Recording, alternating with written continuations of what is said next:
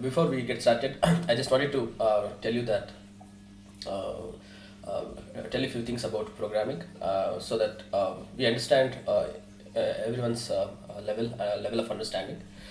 So there are a few myths about programming. For example, people think that you need a degree.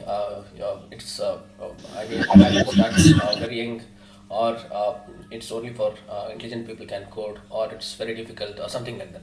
So these mindsets are because of the fact that programming has emerged from the mathematics, and people think that mathematics is difficult, and that is why the programming is difficult. In fact, all of us do the programming every day, but we do not do it on the computer. So for example, if you want to just cross the road, we simply cross the road without even thinking, but there are several steps that is happening in your brain. That's like you look for safety, and then you know the source, and you know the destination, and then you walk in the straight line. There are a lot of things that we do step by step.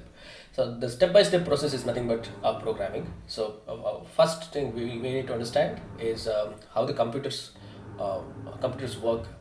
How do we send the instructions to the computer? So do not have any kind of mindsets that I cannot program. So that will itself have a negative impact on your learning. So just learn it as if you're learning some game or something like that. And second point is, let's have informal environment. So I'm not like a typical professor or someone. So I'm very approachable.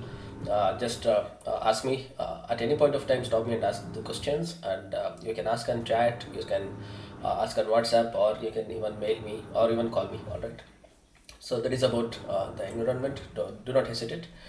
And about the course structure is like this. So first half we will spend a little bit time on how the Python works, and what are the basic constructs of the language, such as if else conditions, for loops, while loops, and how to import things and stuff like that. Very basic things. And we will short stop there, and then we'll start building something which we will where we will learn to use a lot of techniques, and we will build something out of our whatever we have learned. And it will be a great experience. So initially, you'd be writing very few lines of code for first 10 days, and then by the end of the project you might have written maybe about 500 lines of code. So that will give a lot of experience in programming and how the things work. All right. So that is about the course structure. It's divided into two parts, and then the goal is not to just learn about Python. It is about to transform the ideas into the code. For example, you have an idea to automate something, maybe something in your office or something in your school or college, whatever it is. Maybe you need to develop a small project. Sometimes you have the idea, but you don't know where to start and how to start. Write programming programs for that. So that is the whole idea of this bootcamp. Bootcamp typically means it's not a typical class. We will learn quickly, and then we'll start implementing. Thereby, on the project, we'll learn how to break things into small pieces, and then how to connect those to get a bigger picture. So that is how we're going to study this course. And my request is that you spend at least a few hours a week. That means maybe 1 hour or 1.5 hour per day. As and when we approach the project, we might have to spend a little bit more time, and you'll face a lot of errors, and then we have to work on top of it. So typically, you might be working 1 hour a day. So keep aside 1 hour a day for your learning. So it's just about 3 weeks. So if you just focus in 3 weeks, you will really learn not only about Python, about the computers, and about the programming world and how to build things. So languages are just an expression. It's just like our mother tongues and other languages. So you have an idea to express. I'm talking in English now. So yeah, the same idea can be put in Kannada as well, Hindi as well, or any language for that sake. So we should not stick to language a lot. So we should be able to learn things quickly and write programs. So that is the whole motive of this bootcamp. All right. So we are doing that through Python. Okay. So that is about just a brief introduction. We will get to know each other as and when possible. So I'm not going to get introductions or something like that, because I think it will take a lot of time. So let us start with first session. This session is about how the programs execute inside the computers. And the reason that we need to understand this is because maybe you know that okay, if I double click something, the program gets executed, and or if I type something on the command line, the program gets executed. That's fine, but we should understand why the programming languages such as Python, Java has come, and what are the problems that it solves. So if we have that basic basic structure clear in our minds, then everything gets connected back to the basics, and then you will be able to learn the any programming language for that sake. So let us try to understand how the program gets executed. There are a lot of internals, so I will just explain you as if you don't know anything about programming. All right, what happens in the background? All right. The basic structure of the PC is very simple. It has three parts. That is, it has a secondary memory that is called as hard disk. It has a memory that is RAM, and the third part is CPU. So this is the basic architecture of any computer. So it might have other peripheral devices such as keyboard, extension for your USB microphones and things like that. So all this, even hard disk is an external peripheral. So idea is to understand what is RAM and what is CPU and what is hard disk, and how these things work together to execute the programs. Right. So when you click on something on your PC, so it opens up and it gets executed, and how it gets executed we will see in a moment. So all the work is done by actually the CPU. CPU does all the work, and it doesn't have its own persistent memory. Persistent memory in the sense, when you switch on the PC gets electrical signals, and then all the devices get activated, and then especially the RAM doesn't work, as you know. If you just switch out the PC, all the data that is there in the RAM, it goes off. That is because it's a volatile memory. It is made up of flip flops, and they are made up of capacitors, and these capacitors can only hold electrical signals only for a short period of time, maybe milliseconds or microseconds, or even for seconds. Okay, so that is the reason that we do not store any data in the RAM. We cannot store any data in the RAM even after the PC is switched off. The advantage is that the access of memory is very quick. That means you can access the memory very quickly. That means CPU is the one who is accessing the RAM. It can access it very easily, and it doesn't need to calculate a lot of things. So the fast access is why we use the RAM. And then in the CPU, there are some memory blocks called as registers. So these are the places where our data gets executed. For example, if you want to calculate sum of two numbers, a plus b, and then these two numbers go into the registers of this CPU, and plus or that add instruction goes as a instruction, and these registers will contain A and B, and then one register will also contain what is the instruction, and then CPU executes that instruction. So from the RAM, the data is loaded to the CPU, and then before that, if you want persistent memory, that is, for example, if you want to write programs and store it on your hard disk, then you need to save it on the hard disk, such as pressing Control S or whatever it is. So that is how the data flow happens between the hard disk, RAM, and then the CPU. All right. So I know most of you might already know this. I'm just making a way to for next concepts.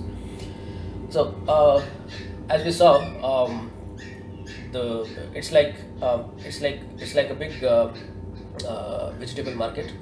You can imagine that hard disk is like a big vegetable market, and then the small retail shops are a RAM, and the CPU registers are more like the street vendors. So the reason that we are comparing this is because the availability. That means at the registers, the data is available instantly. That means on CPU you have registers, and then you can execute the statements. So that is why we say that the computer understands only ones and zeros. So what it means essentially means is that uh, the electrical signals that we are sending to computers is going into CPU, and CPU is calculating, doing all the work. So ones and zeros are nothing but the voltages that we manage internally. So CPU manufacturers have all this logic and things like that. So you might have seen 8086 chip in your engineering college, or yeah, or whatever we have studied. So those chips might be having some legs like this, and legs are nothing but the pins, and then these pins are connected to the motherboard, and this motherboard gets electrical signals once you switch on the PC, and then the instructions are read through the RAM. So that random access memory stores all the instructions that needs to be executed, and then it is transferred to the CPU. So you can imagine it more like since you cannot store all the data into the CPU, because CPU has very not even KBs. It has very few registers, and RAM might be having nowadays we have 2 GB RAM or 6 GB RAM or whatever it is, and hard disk can store terabytes of data today. So that means there is a way to load the data from hard disk to RAM and then to CPU. So as and when the data is bigger in the persistent memory, it is difficult to go and read the data from the hard disk. So that is why the whole idea about the computers is to transfer the data from persistent memory to the RAM, which is not persistent, which is just a flip-flops or capacitance based RAM, and then from there to CPU. So if you have this logic in your head, then you can learn any programming language, because we will see in coming slides that how we are going to manage these things. So the idea that whenever we say CPU knows only ones and zeros is because ones and zeros are nothing but they're not actually the numbers that we type on the keyboard. They're actually the electrical signals. So one is maybe a high voltage of some value, zero is of low voltage or no voltage. So if that difference in voltage is nothing but the ones and zeros. So one means high voltage, zero means low voltage. So that is how the CPU works. So it's like in the olden days, if you remember, when we used to send telegrams from one place to another place. What used to happen is there used to be something called as Morse code, which is nothing but a device like this that you are seeing.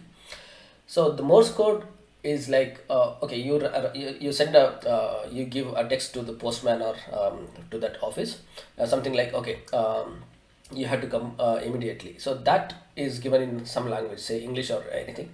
So the postman or the operator reads that and sends electrical signals through that device that you are seeing. It's like it makes sound for him and it goes as electrical signals, and he is converting that text data into electrical signals, and the other device on the other end of the world, that is if you are sending from say Bangalore to Delhi, so Bangalore operator will send the Morse code to Delhi, and the Delhi operator will read that and again transform it back to the text. So these people are trained to type the Morse code, and just by a sequence of signals, they can recognize what is the data. So this is how the Morse code used to work in the in the telegram era. So now the telegrams are not there. So especially for kids who are born after 2004, they might not have seen this, but before that we used to have telegram, and telegram used to go like this. Nowadays we have emails. If you just and WhatsApp, if you just type it and it comes within no time. So that is how the powerful the computers have changed the world. So just imagine that the data that you are, the programs that you are running are like your messages in Telegram, and the data which is getting transferred via electrical signals are nothing but the data which is sent to the CPU. So that is how you can imagine, and the things will be very easy to relate. So that is about the CPU. And then why are we studying all this? Just wait for a moment. I'll tell you those things. And there are few things such as process states. So whenever you click something, for example, you click, say, I'll just show you. I'll just open some program. Okay, some program in my PC.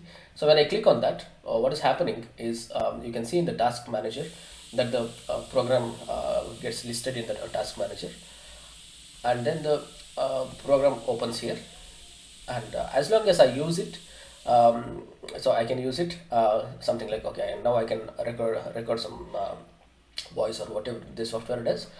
Then I can stop it. Then this data is still in the RAM. So in order to send it to the hard disk, I need to save this. So once I save this, it goes to the hard disk. Again, I can open the same file. So so who does this job of transferring from the hard disk to the RAM and then to the CPU? So in order to listen to the voice or whatever I have recorded here, this needs to be sent to CPU, and CPU sends those electrical signals back to some other peripheral devices, that is speakers, and then speaker knows how to manage those ones and zeros that is coming in, and it converts back to the voice. So there are several steps here. So who does all this job? So this job is done by the operating system here. So this is as you see, this is a Windows operating system. So you might be having Linux operating system, or on our phones we have Android. For Android phones we have our Android operating system, and then for Mac or iPhones you have iOS for phones, and for laptops they have Mac OS. So there are several operating systems. How these operating systems have evolved over the years, and what are the challenges that it solves, is what we will come back to this slide, and we will just try to understand how the operating system solves the problem. All right. So when we had basic computers in the back in maybe 70s or 60s or 70s, people used to actually write code on a particular machine in ones and zeros. You might be seeing here. So I'll just go into drawing mode.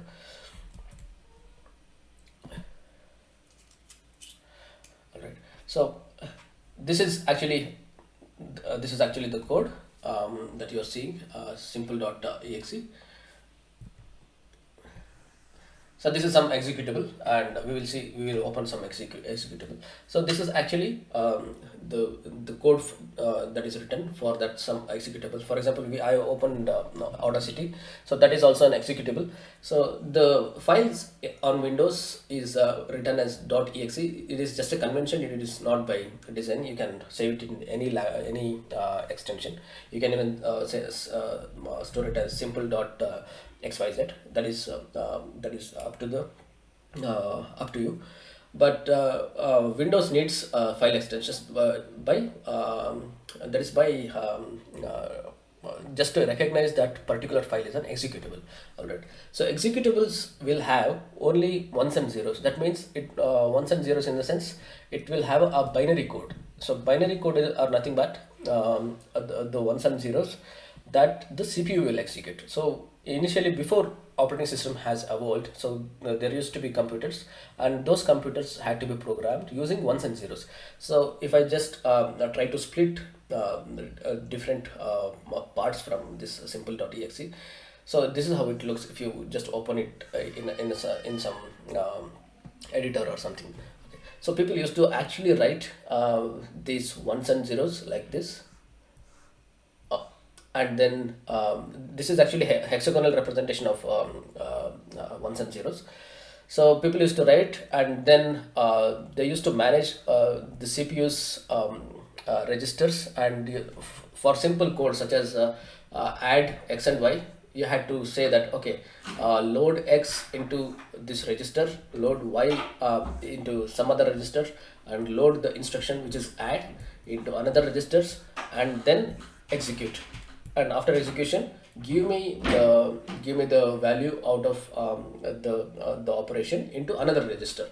So this, for just for simple add, there used to be say like 1 2 3 4, at least 5 steps. So there could be more because you have to initialize registers. So there could be 5 steps just to add those numbers. So this is about a little bit about machine code. It used to be in ones and zeros. So once you have this ones and zeros, there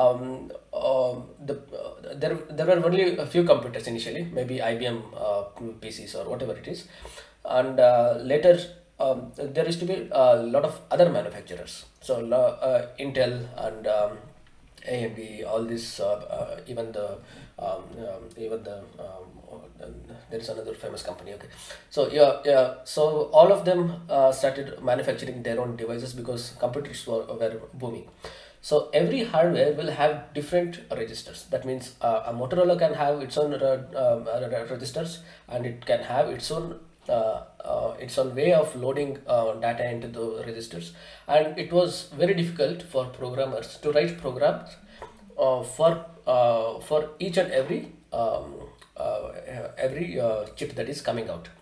So it was very difficult. That means you had to be an expert in that particular chip, and then also you need to be expert in programming.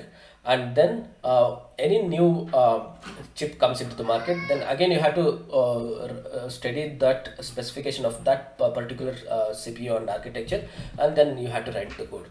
So this was very difficult because over few years there were a lot of chips which came and went, and all the knowledge that you have gained is now becoming useless, and there were new chips coming into the market, and it used to be very difficult. So now in order to automate this, what people did was they came up with something called as assembly language. So you cannot write code in ones and zeros. Now the idea is to automate them into a few instructions where humans can understand. This is an example of assembly language. So it's like okay, you manage the registers manually, but this also used to be there was no OS. There is still no OS here.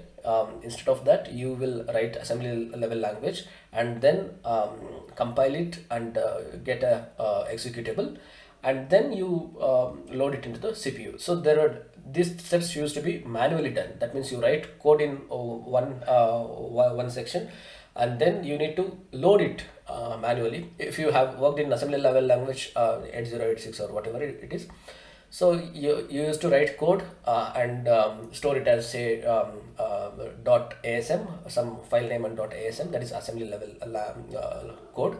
And then once you compile it, you might be getting .bin, which is nothing but telling that this is a binary file, and that binary file you had to load into the RAM, and from RAM CPU will have an instruction pointer. It will start picking the instruction from the RAM. So this is how the old computers used to work. So now we have automated ones and zeros. Now we are facing another problem. That is because the It's readability problem is solved a little bit, because writing zeros and ones is very difficult. If someone shows you some code, you don't know where to start and where to end. Ones and zeros reading is very difficult. Now, at least in the assembly code, you at least know that okay, this is the start of the section. This is something global, and these are the instructions and stuff like that. So this was the next step in computer science.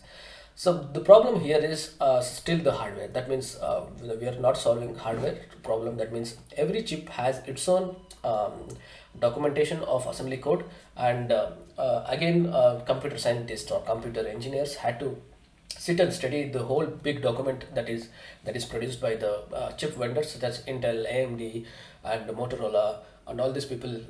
Whenever you release a chip, the chip is also released with a documentation, a huge documentation, and then those documentation will contain the instructions such as what are the registers and what are the capacities of registers, and then how do you load the data into the register and things like that.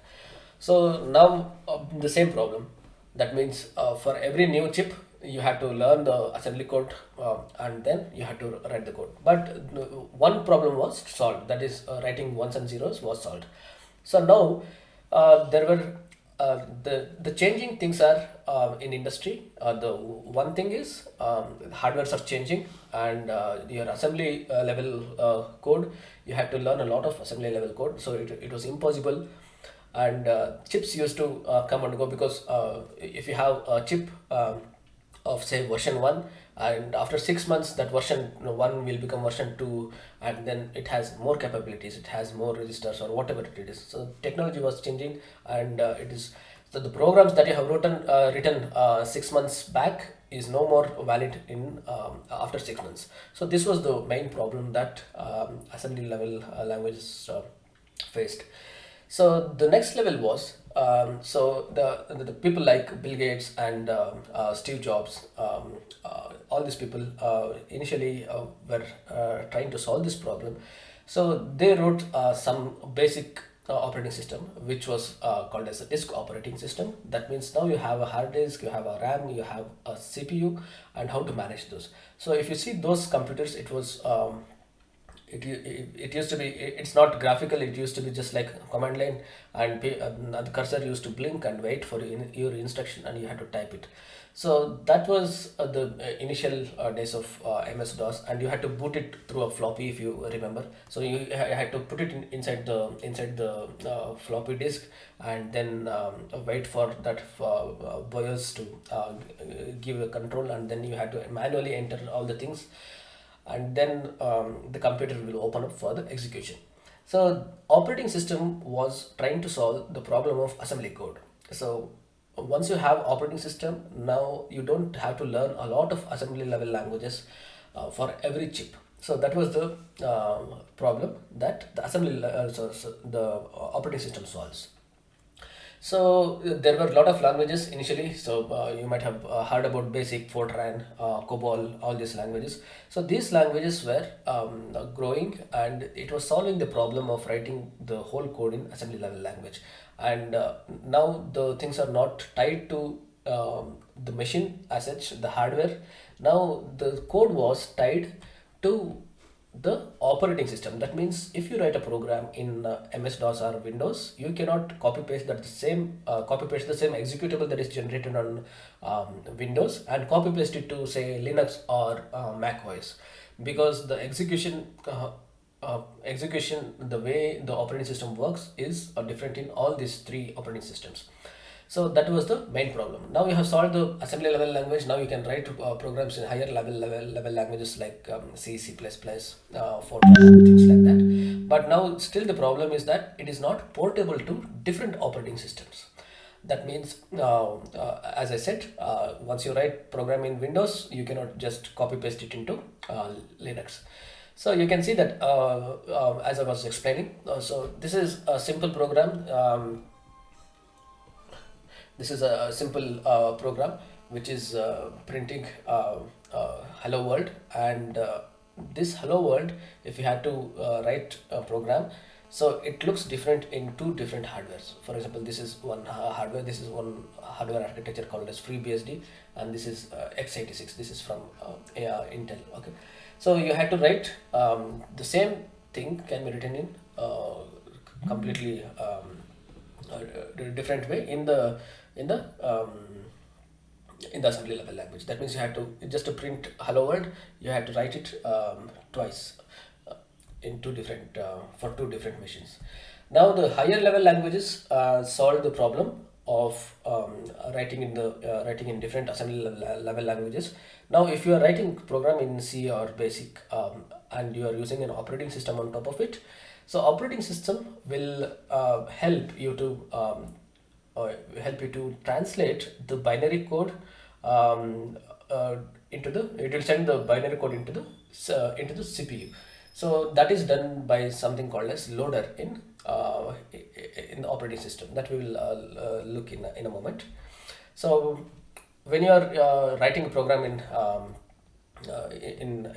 C or C++, you have to first save it into the file, text file, and then you have to compile it in the sense so that this text is just human readable, and this program needs to be ported into the CPU readable language, that is CPU understands only ones and zeros.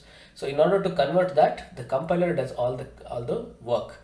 So it will look for syntaxes, it will do the lexical analysis, and there are so many things that the compiler does, and finally what you get is an executable file. So if you have written language in C++, that is exactly what they are doing. It's like the Morse code operator that we saw in the post office. So he will look at the text, and he will just type his own codes for that, and these codes will be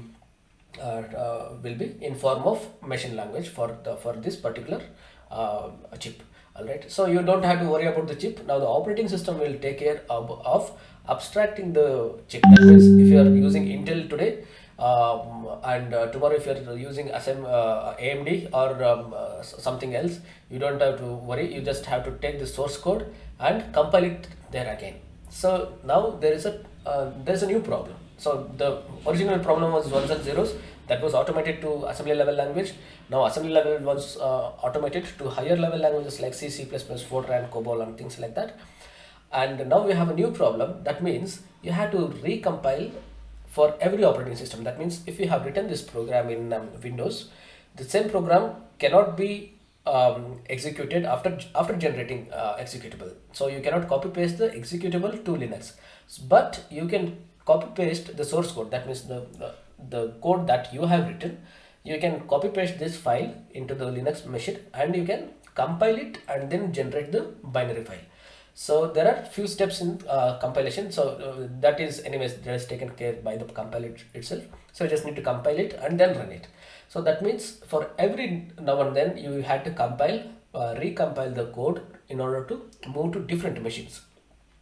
So this was one of the problems. Why this might look like this is a simple problem. The compilation can get very easily done within few seconds, but that is not the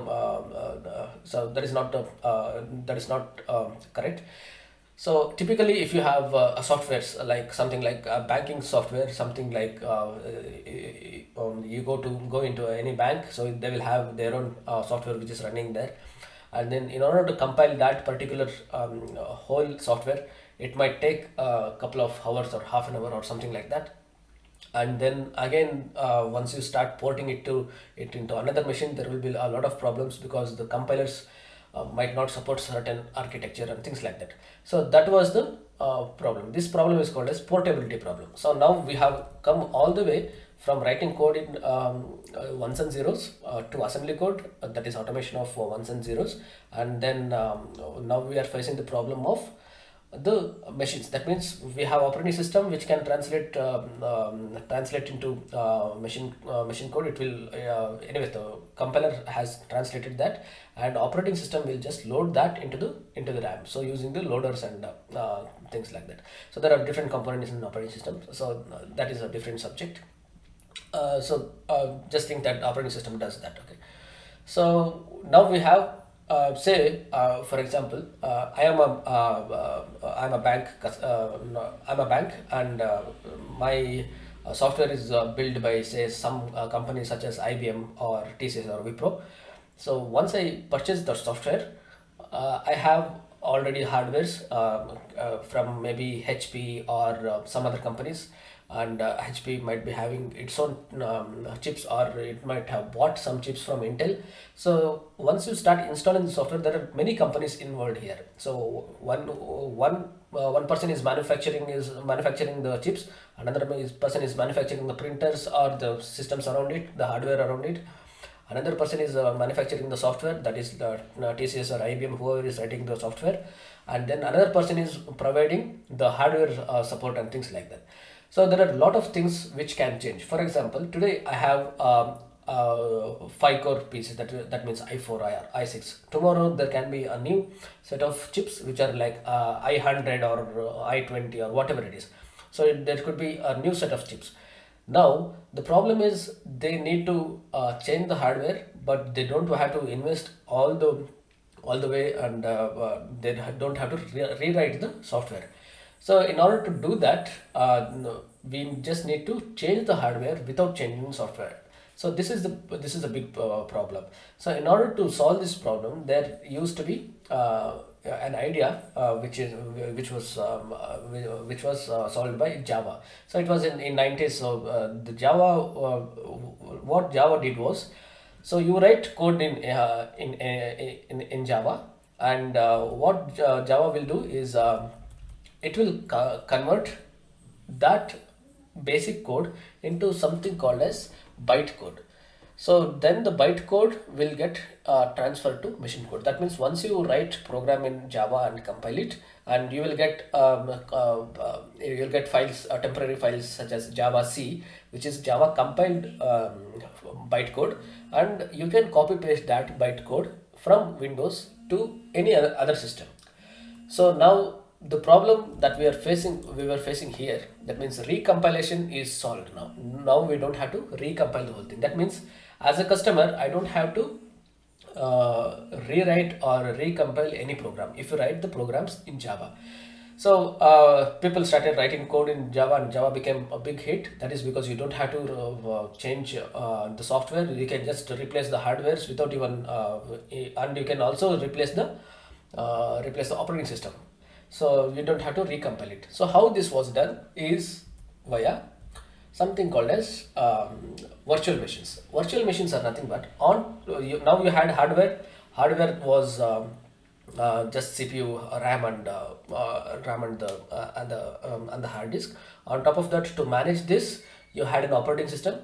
Now on top of operating system, we have a virtual machine. So once you install Java or Python, it might have asked for which version do you want to install. So once you install Python, so installing Python means it is installing the virtual machine or the interpreter. It is also called as interpreter, which will do the job of converting the byte code into the machine code. So now in the first step, let me get into drawing mode.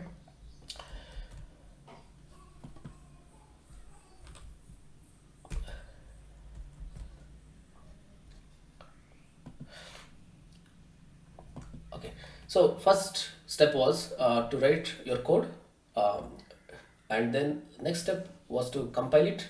Second step.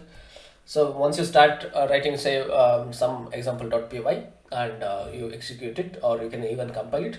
So then this compiler will convert that into something called as bytecode.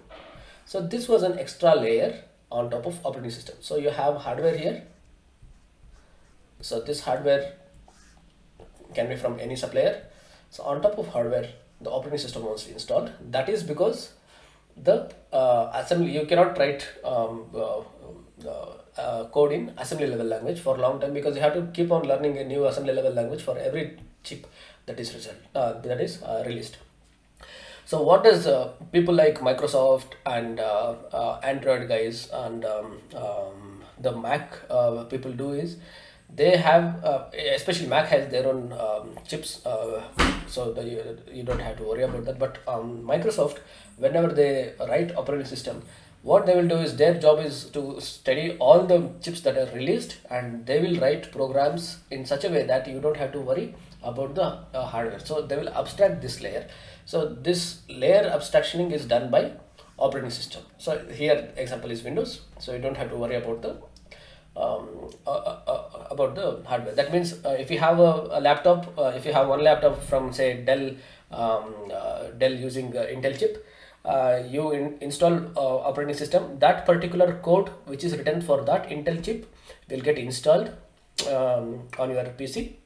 Say if you are using another system, if it is using AMD chip, Windows operating system will install those executables which are related to AMD chip. So there are several architectures in chip and all these things. So you don't have to worry about those things. So now we have operating system which will help us to write higher level languages such as C, C++, and you don't have to worry about the hardware. Now the problem was compilation. So now the compilation on top of operating system, if you have virtual machine or VM, this VM is not the VM that you install on say Oracle virtual box or something like that. So that is a different virtual machine. That is something like you have an operating system running on operating system. That is not this context. This context is just about this is a different virtual machine. This is also called as interpreter. So this layer gets installed on top of operating system when you install Python or Java. So this is called as virtual machine. So what this virtual machine does, it compiles the compiler inside the virtual machine. It compiles the code into bytecode. Now you have PYC files. Now you can copy paste this file into any machine. That means it can be Microsoft Windows, it can be Linux, or it can be Mac OS. So this can be copy pasted. The only thing you have to make sure is you are installing the same virtual machine in those operating systems. Now you have multiple operating systems on the same virtual machine. The things get quickly. You don't have to reinstall the software or anything. So as a bank, I'm a bank, and some people who have written the software which is delivered by IBM. IBM is also happy, and now the SBI or the any bank which is buying software from them, they are also happy because they can easily migrate from those hardwares to any hardware without even thinking about the software impact. So this is the main problem that the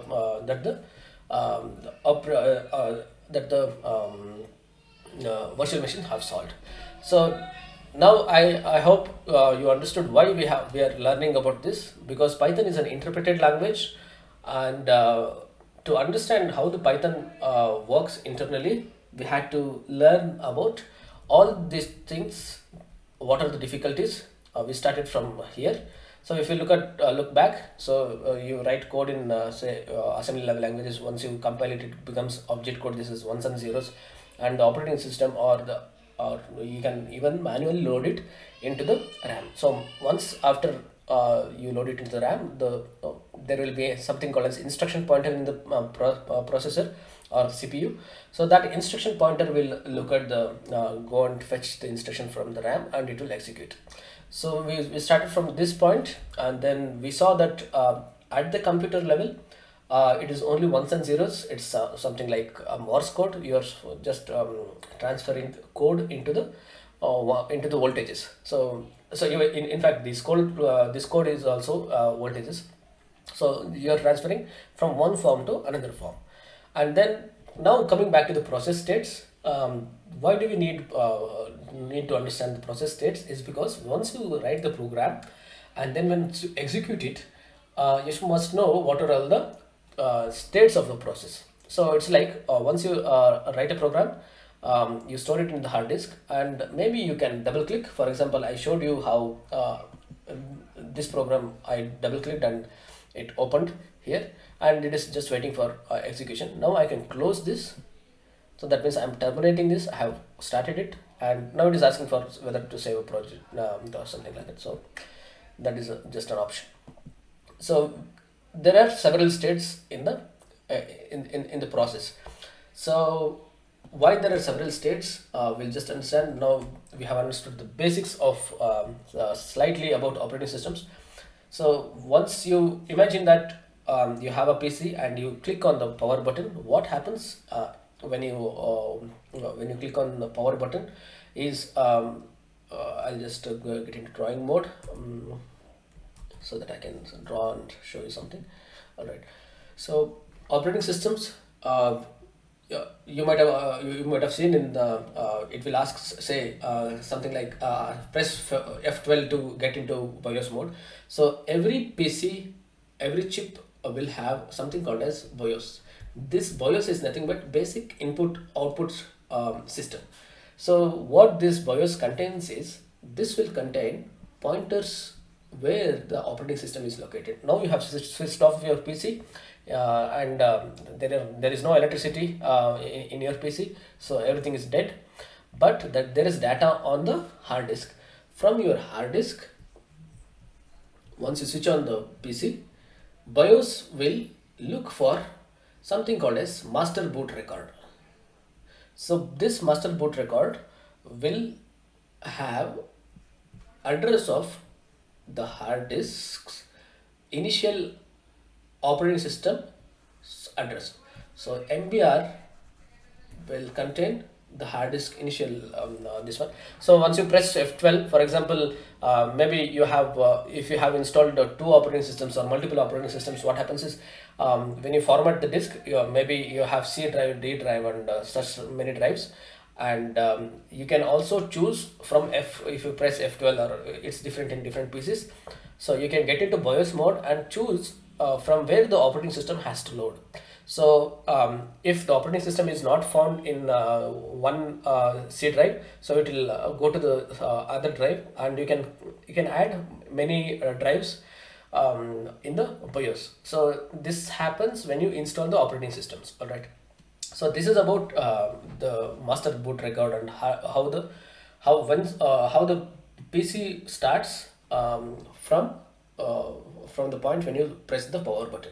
So it reads the master boot record from the hard disk. It gets loaded, and from here something happens. So it is called as chain loading. That means now I have the initial record of the operating system here. So operating system internally will have list of things to execute. So A, B, C, D. So there are several steps. That is why when you switch on your PC, so it takes some time to load the system. That means it will get the master boot record. It will find where the OS is. Now OS is loaded into RAM. That is why when you purchase your mobile phones, it will have 6 GB RAM. But out of those 6 GB RAM, maybe 2 to 3 GB RAM is consumed by the operating system itself, that is Android itself. So only 2 or the rest of it is available to the other programs. So maybe a big chunk of memory is consumed by operating system itself. So this is done by something called as chain loading. So once you have this operating system up and running in your RAM, now I'm ready to execute other programs which can be loaded into the RAM. So this loader is a part of operating system, and it will wait for you to double click or you to do executions, and operating system will take care of loading the programs into the RAM. So this is the whole process. Once you have this idea into your mind, so it is easy for you to understand how the programs work generally, and how the programs work in the Python context. So the Python is solving one of the biggest problems, that is called as portability. So now we can use any operating system. We can simply write the code and generate PYC, and then copy paste that. All right, and then excuse me. And then okay, let us talk about a little bit about cross compilation. So we saw. For example, this program is written in for one operating system, on particular operating system, and then on that operating system it has an executable, and if you need to copy paste it, it's not possible. But it is possible to generate executable for another system. That means another chip. For example, you can generate executables which can be run on Android from your Windows PC. That is called as cross compilation. So this machine is nothing but your yeah, maybe this is Intel or whatever. So if you're doing some projects in say Adreno, so those are small chips that is used by hobbyists to use it for making robots, drones, and stuff like that. So Adreno, and there are other chips. So if you want to generate any executables for such devices, so one of them is a Raspberry Pi. So if you want to write code for Raspberry Pi, you cannot write directly into the Raspberry Pi because it has very low memory. So you cannot open TextPad or something like that on the Raspberry Pi. What you do is you open a program in your Windows PC and then write the programs and execute, compile the code, and then you copy paste somehow into the Raspberry Pi. So this is the process. So that means you can cross compile from one architecture to another architecture. So that is one machine to another machine. So this is a Raspberry Pi. So for example, your embedded devices such as operating systems that is running on a car, or flight simulation, or even some devices such as hearing aids that people put in their ears, people who have hearing problems. So in such devices there won't be enough space to run an operating system. So in such cases what we do is we write a program in C, C++ or whatever higher level language. Then we cross compile it to that particular chip which is running on the hearing aid device, and then we copy paste in sense there are different methodologies to transfer the data into one PC to another PC, such as FTP and things like that. So we will copy that code into the hearing aid, and hearing aid will start working. So actually you are not writing the code directly on the hearing aid.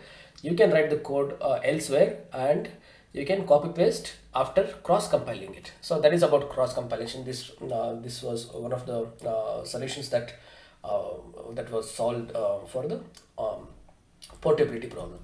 So once you have this ideology in your mind, so um, we need to learn about a little bit about processes. So you write the program, you execute it. What happens here is mm, you have if you have gone to RTO office, you have you need to submit some forms for your driving license or duplicate RC or whatever it is. So what happens is your file gets created, so you have to write the application and submit it to one uh, one person. So one person who is sitting there, and that person will look into that, and he will try to process it, and then he will keep it in a big in a drawer, or on his table. So if the things get if it is easy, so he will just sign it and give it back to you. That means you have created an application, and it goes to the clerk's table, and here he will execute it. That means he will sign it, and he will verify things and all these things. So he will execute it. If it gets done, your process is done. That means you get a driving license. But it's not so easy to get a driving license or anything in such office. So what happens is maybe they will find some problems in your application, such as you have not attached say some ID card, or some name is not matching or something like that. So what they will do is they'll put that into waiting state, and from that waiting state it will keep on waiting until you do something on top of it. You submit it, and if there is something really went wrong, it will also get blocked, and you'll get it back, and sometimes it gets lost. So that state is something called as maybe it's blocked.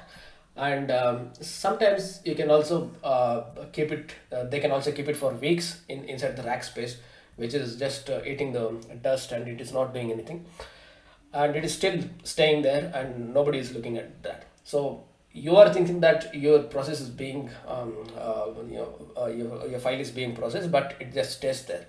So uh, these are the things which are happening around our in the real world. The same thing is happening in the computer as well. So once you start double click, it is as good as submitting an application. So the process get created, and then once you create the process goes into something called as waiting state. So you won't realize all this because the CPU is it can execute a million instructions per second, and it will execute, you won't even come to know. So it goes into waiting state, and maybe it is usually it will be executing some other programs. So in a there are different scheduling algorithms in operating systems. So that is a different subject altogether. It's a one semester subject. So but the basics are simple. So once you start a process, it goes into waiting state. From waiting state, it goes to running state, and it gets terminated once you either the program, all the instructions should get exhausted, or you have to manually close it. For example, I can close say any program here. Okay, so I have opened this and I can close this. So this is actually a process called as internet not Internet Explorer. This is called as an explorer. So if I close this, the task manager will remove that process. If I again click it, now again the process is created and it is waiting for instructions to wait. That means it is waiting to execute this, waiting for your instructions. So once you close this, it gets terminated. So these are all the process states. So the reason that you need to know about the process states is because we are going to write programs here, and then we are going to execute it, something like this. So we just execute something, and then there are two states where the process can get closed. That means here I have a few instructions here, very few instructions. So once it finishes all the instructions, it will simply exit the process will exit. The second way is to manually send signals. That means you can also press Control C, or you can also even click this and close it. So there are different ways to terminate the programs. All right. So these are all the process states. You need to understand a little bit about operating systems and how the things work, and what are the problems that initially that were faced in the initial days of the computers, and then what languages like C, C++, what they solved, and what were the new problems, and those new problems were solved by languages like Python and Java. So that is the reason that we are learning Python, and Python is one of the most used languages today. That is because it is slightly, although the ideology behind Python and Java is same thing. That means you have a bytecode gets executed to translate it to machine code. Even Java does that. Python is very famous. That is because the readability is very easy in Python. So one of the philosophies of Python is we have to write a program in such a way that anybody should be able to understand, read the code, because most of the time that you spend in with programs is maybe 80 to 90% of your time will be spent reading the code than writing the code.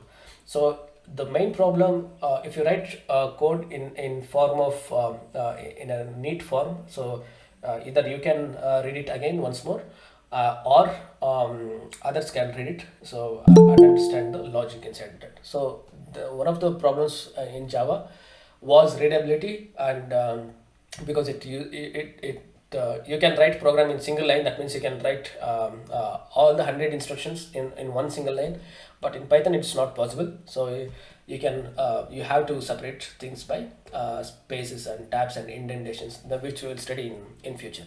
So that is why the Python code, Python is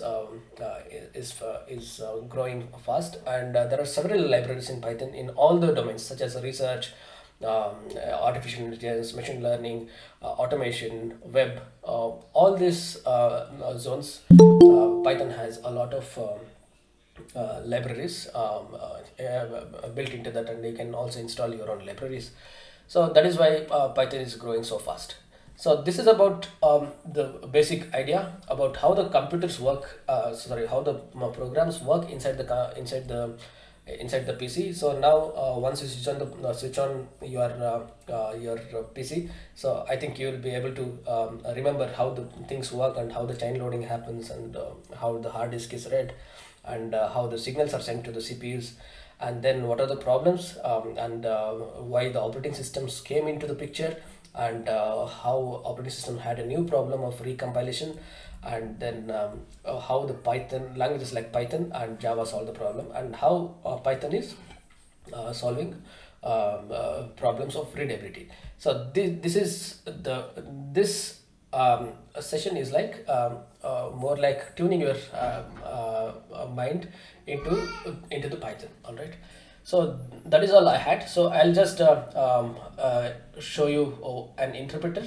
I think you have already done it. So I'll just so this is called as IDE. In fact, you can write a program in Notepad itself. For example, you can just open this and write programs here. Um, A is equal to B, and A is equal to 10, something like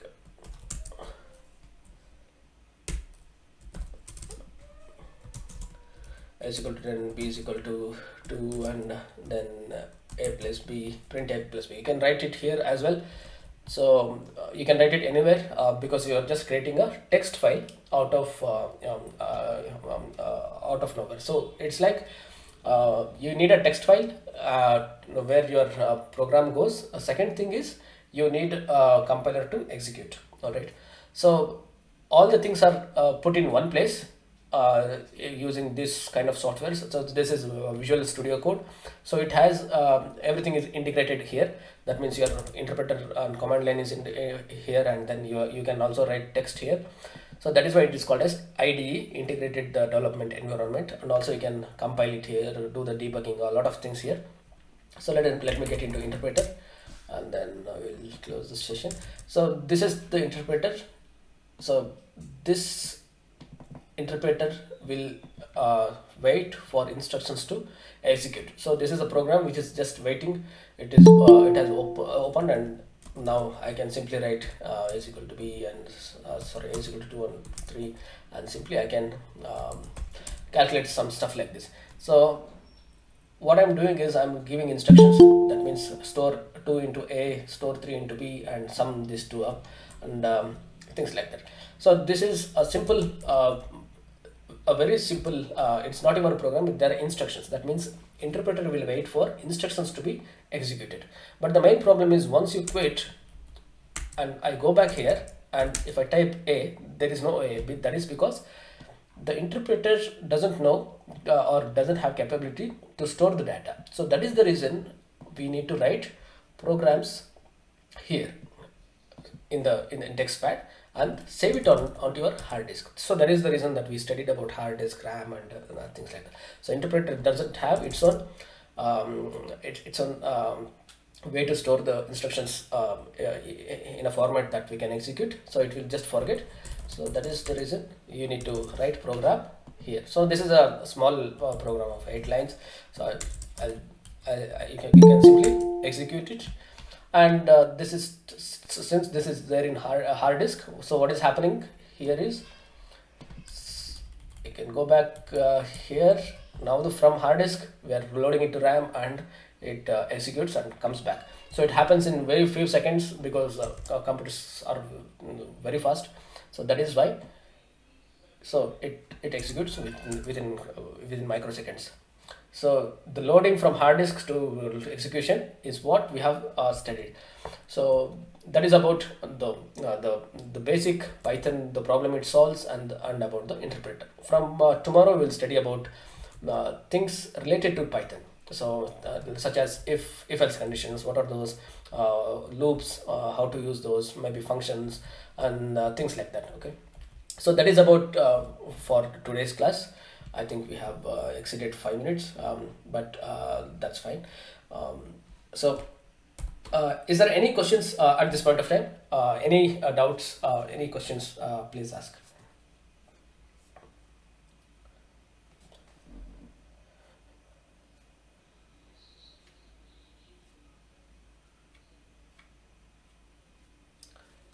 So in tomorrow class we will study about data types, what are those and how it is different from C, C++, and what are strings, and so there are from tomorrow actual things which are related to Python will start, and uh, we'll start writing programs from tomorrow. So you can just verify whether your interpreter is working. So that's all the task is for today. All right. So out of this, I have created Google Classroom, as you know already. So this classroom, in today's session we have studied about how the computers work. I will publish this draft, um, so I can edit this and send it to you guys. So take this quiz and try to assess how much we have learned.